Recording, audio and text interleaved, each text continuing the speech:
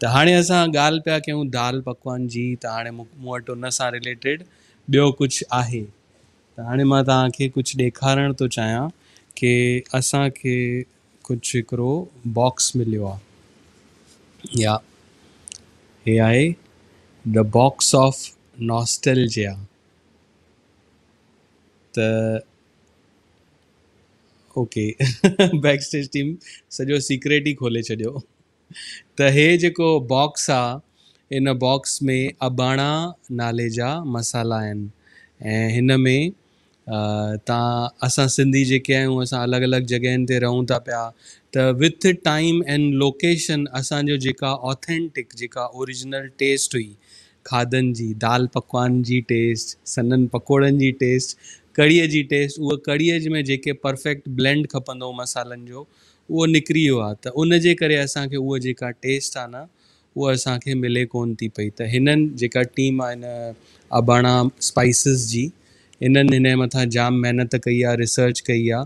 हिननि अहिड़े तरह सां अबाणा हे ट्रायल पैक आहे जेको तव्हां जीअं ॾिनो अथऊं 499 में ऑडर करे सघंदा आहियो। हिन में तव्हांखे सभिनी मसालनि जा ट्रायल पैक मिलंदा। तव्हां ऑडर कंदव त तव्हांखे थैंक यू, वाधायूं, मतिलबु हाल थोरी देरि हुनखे स्लाइड खे पासे करे छॾींदा। त हिन में तव्हांखे अहिड़े तरह सां सभु ॾिसणु ईंदो कि इन्विटेशन लेटर, रेसिपी, कि वाह भई तव्हां इन में ऑडर कयो, उन खां पोइ जेके मसाला आहिनि इन्हनि जा ट्रायल पैक आहिनि, इहे तव्हां हिन में मिली वेंदा। चङे ई जेके आहिनि हिन में जेके आहिनि पिंडी छोले चइजे, आलू टूक चइजनि, या कढ़ी चवंदा आहियूं जेके असां, उहे सभु जेके मसाला आहिनि उहे हिन में तव्हांखे, चाट मसाला आहे या सन्ना पकोड़नि जा मसाला आहिनि, इहे सभु मसाला जेके आहिनि तव्हांखे अहिड़े तरह सां ट्रायल पैक मिली वेंदा। ऐं तव्हांखे अगरि वणनि था इहे मसाला त पोइ अॻिते वरी तव्हां अहिड़े तरह सां हिकु तव्हांखे हे जेको दाल पकवान जी ॻाल्हि थी, त हे दाल पकवान जो जेको सही परफेक्ट मसालो आहे उहो तव्हांखे हिन में मिले थो पियो। त तव्हां हे दाल पकवान हिकदमि प्योर फॉर्म में, पैकिंग हिकदमि मतिलबु तमामु सुठी आहे कि हिन जी जेका फ्लेवर आहे ऐं जेका हिन जी टेस्ट आहे किथे बि घटि न थिए। हिकु पैकिंग आहे, उन जे अंदरि बि फॉइल पैकिंग कयल आहे, अहिड़े तरह सां हिननि ठाहियो आहे।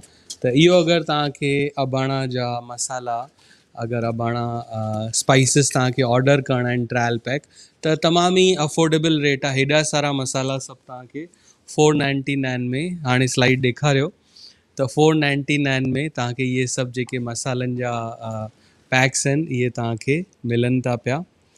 ऐं हिन जे लाइ वेबसाइट बि आहे abanaspices.com, ऐं इन्हनि जो फ़ोन नंबर बि आहे 8383078302।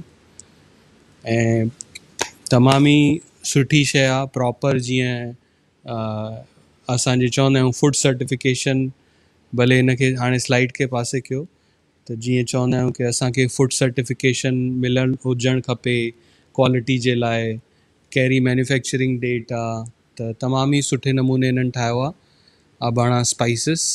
त तव्हां बि हिन वेबसाइट ते वञो या हिन नंबर ते वञो ऐं ऑडर कयो, ऐं प्योर टेस्ट जेका सिंधी आहे उन में तव्हां कढ़ी चांवर ठाहियो, पानीपुरी ठाहियो प्योर टेस्ट में, ऐं उन जो मज़ो वठो।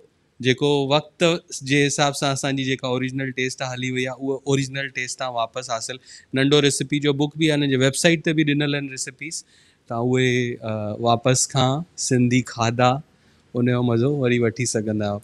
त मूंखे पूरी उमेदु आहे कि तव्हांखे इहे दाल पकवान जो वीडियो बि वणियो ऐं हे जेको अबाणा जो नॉस्टैल्जिया बॉक्स उहो बि वणियो हूंदो।